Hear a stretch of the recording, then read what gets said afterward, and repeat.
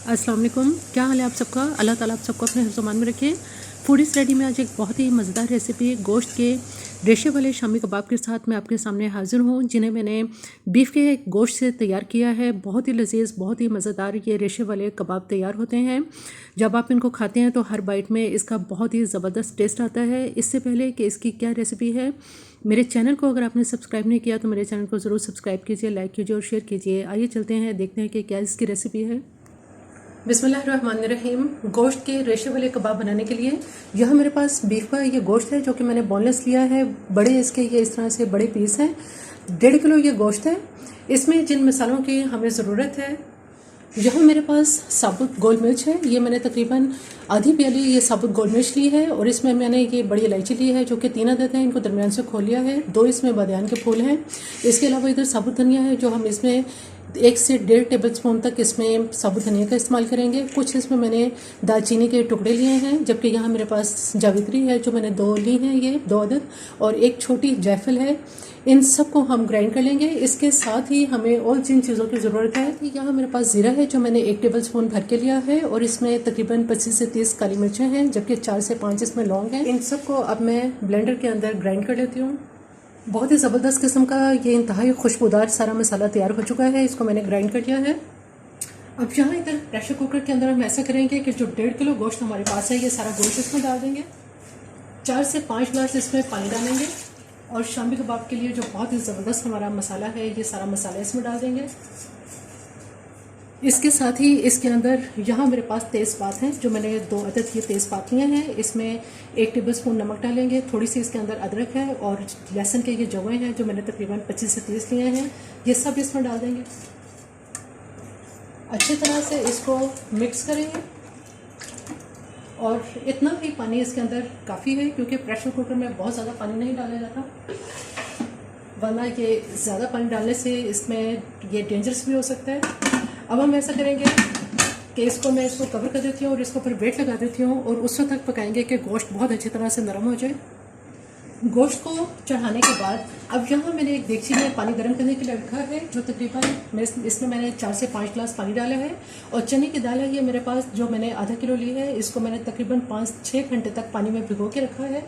ये सारी दाल हम इस पानी के अंदर गर्म पानी में डाल देंगे और इसको बॉईल करने के लिए रख देते हैं। गोश्त और दाल इसलिए अलग अलग बॉईल करेंगे, जो बीफ है उसको गलने में बहुत देर लगती है और दाल जल्दी गर्म हो जाएगी, जल्दी बॉईल हो जाएगी, इसलिए मैंने इसको अलग अलग बॉईल किया है। दाल के ऊपर जो ये झाग आना शुरू हो गया है, इसको उतार लेंगे। और दूसरी तरफ जो आपको वीडियो में आवाज़ आ रही है वो प्रेशर कुकर की आवाज़ है।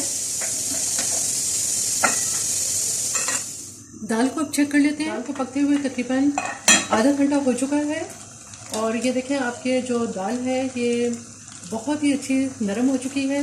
बिल्कुल इसको हमें हलवा नहीं बनाना, वरना शामी कबाब जो है वो बहुत सॉफ्ट हो जाएंगे। अब इसका चूल्हा मैं बंद कर देती हूँ और पानी भी इसका खुश्क हो चुका है। दाल को अब मैं ठंडा कर लेती हूँ और ठंडा करने के बाद इसको पीस लेते हैं।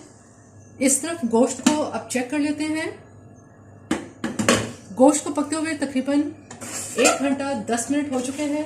थोड़ा सा इसके अंदर पानी है अभी, लेकिन हम इसमें गोश्त को भी चेक करते हैं। देखें ये माशाल्लाह इतना ज़बरदस्त नरम हो चुका है कि सिर्फ हाथ लगाने से ही ये टूटा है और इतना ही नरम हमें गोश्त ये चाहिए कबाब के लिए। जो इसमें पानी है उसको मैं तेज़ आंच पे खुश कर लेती हूँ। इसके अंदर जो तेज़पात है उसे अब निकाल लेते हैं। गोश्त में जो पानी था उसको मैंने बिल्कुल खुश कर लिया है। अब इसमें बिल्कुल भी पानी नहीं है। अब यहाँ पे मेरे पास जिससे हम साग घोटते हैं, ये घोटने वाला मेरे पास है। इससे हम इसको इस तरह से घोट लेते हैं। इसे देखें गोश्त इतना ज़बरदस्त नरम हो चुका है कि सिर्फ इसको इस तरह से हल्का सा चलाने से ही ये बहुत नरम हो रहा है। अगर इसको हम इलेक्ट्रिक चॉपर के अंदर ग्राइंड करेंगे तो इसके सारे रेशे ख़त्म हो जाएंगे। ये देखें आप, ये इस तरह से ये ज़बरदस्त तरीके से ये बहुत ही ज़बरदस्त इसका जो रेशे है वो तैयार हो रहे हैं। गोश्त को प्रेशर कुकर में से निकाल के मैंने इस बर्तन के अंदर डाल दिया है, चूँकि ये थोड़ा खुला है। आप देखें कि इसके जो रेशे हैं ये अब बहुत ज़बरदस्त हो चुके हैं। गोश्त को इसमें बहुत अच्छी तरह से मैश कर लेने के बाद अब यहाँ मेरे पास जो दाल हमने बॉईल की थी, इसको ठंडा करने के बाद इसको मैंने पीस लिया है।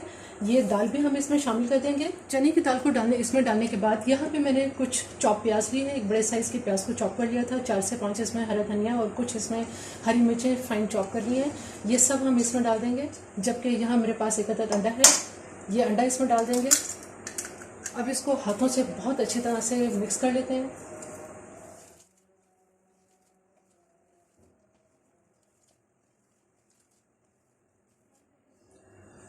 बहुत अच्छी तरह से कि गोश्त की और दाल की इसके अंदर मैंने इसकी मिक्सिंग कर ली है। आप देखें कि ये इस तरह से बड़ा ज़बरदस्त इसका जो बैटर है ये तैयार हो चुका है। अभी से इसके अंदर जो आप इसके रेशे देखें कि अभी से कितने ज़बरदस्त इसमें रेशे तैयार हुए हैं। अब ऐसा करते हैं कि इसके हम कबाब तैयार कर लेते हैं।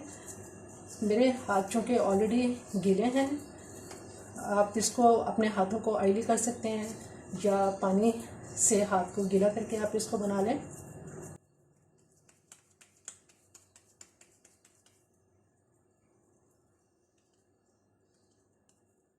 इस तरह से इसके कबाब तैयार करके प्लेट में रखते जाएंगे।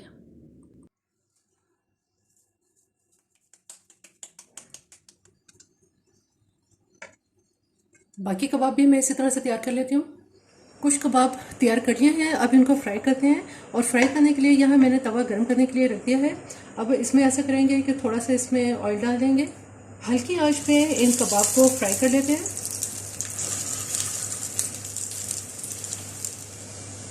कबाब को दोनों तरफ से लाइट गोल्डन होने तक फ्राई कर लेंगे।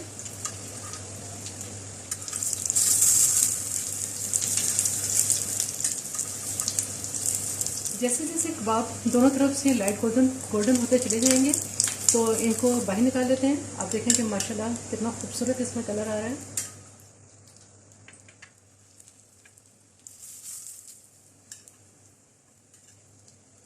गोश्त के रेशे वाले शामी कबाब बिल्कुल तैयार हैं। मुकम्मल टिप्स के साथ मैंने आपको इस वीडियो के अंदर मुकम्मल सारी इसकी टिप्स बता दी हैं कि जब आप इन कबाब को उसी सूरत में ये ज़बरदस्त किस्म के कबाब रेशे वाले तैयार होंगे जब आप इसके अंदर जो गोश्त की क्वांटिटी है वो ज़्यादा लेंगे और चने की दाल की जो क्वांटिटी है वो कम होगी। जैसा कि आपने देखा कि शुरू में मैंने बताया कि 1.5 किलो गोश्त के अंदर मैंने सिर्फ आधा किलो इसमें चने की दाल का इस्तेमाल किया है। दूसरे ये कि आपने इसको ग्राइंड करने के लिए गोश्त को इलेक्ट्रिक चॉपर का इस्तेमाल नहीं करना, उससे इसलिए कि वो बहुत ज़्यादा इसको बिल्कुल क्रश कर देगा, जिसकी वजह से इसके रेशे ख़त्म हो जाएंगे, इसलिए इसके रेशे जो है वो सही नहीं बन सकेंगे। मेरी ये वीडियो आपको पसंद आए तो मेरे चैनल को जरूर सब्सक्राइब कीजिए, लाइक कीजिए और शेयर कीजिए। सब्सक्राइब के साथ बेल आइकन को जरूर प्रेस करें, ऑल के ऑप्शन पर क्लिक करें ताकि हर आने वाली वीडियो का नोटिफिकेशन इसी तरह से आपको मिलता रहे।